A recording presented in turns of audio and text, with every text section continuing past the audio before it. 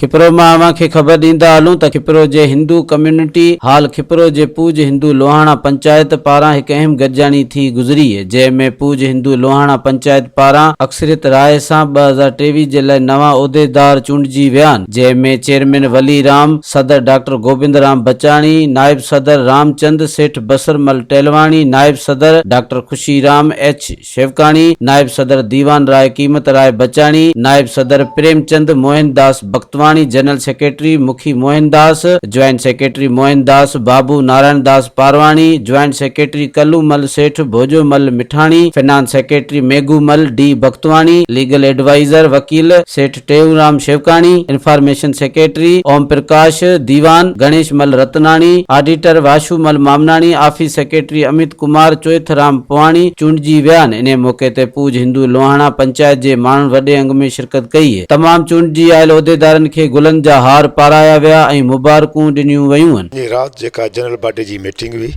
जंहिंमें तक़रीबन 200 माण्हू शरीक थिया, उन मुतफ़क़ा तौर 200 माण्हुनि मूंखे जेको आहे मुतफ़क़ा तौर सदर जेको आहे नामज़द कयो आहे।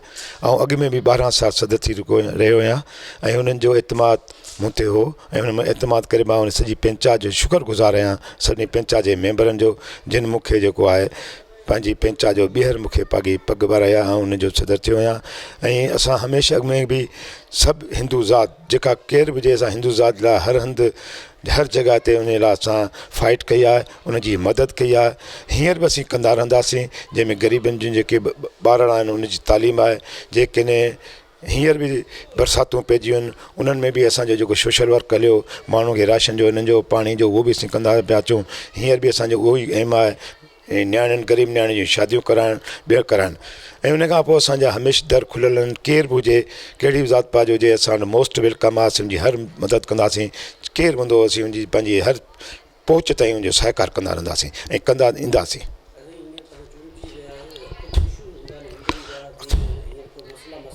न ॾिसो त हींअर पंचायत आहे जंहिंसां 325 मेंबर आहिनि।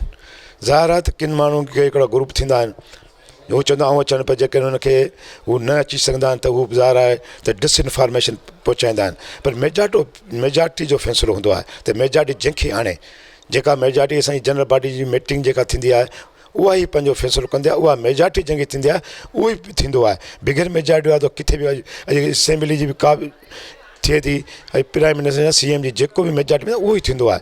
ऐं अपोज़ वारा वेठा हूंदा आहिनि, त ज़ाहिर आहे त हीअ मेजॉरिटी जेका असांखे जंहिं चूंडियो आहे त असांखे मेजॉरिटी चूंडियो आहे।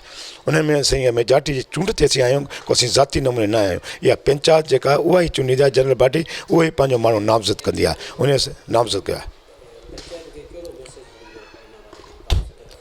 असांजो मैसेज आहे त असां पंचायत जा अॻु में बि सुठा कमु कया आहिनि, हींअर बि कंदासीं।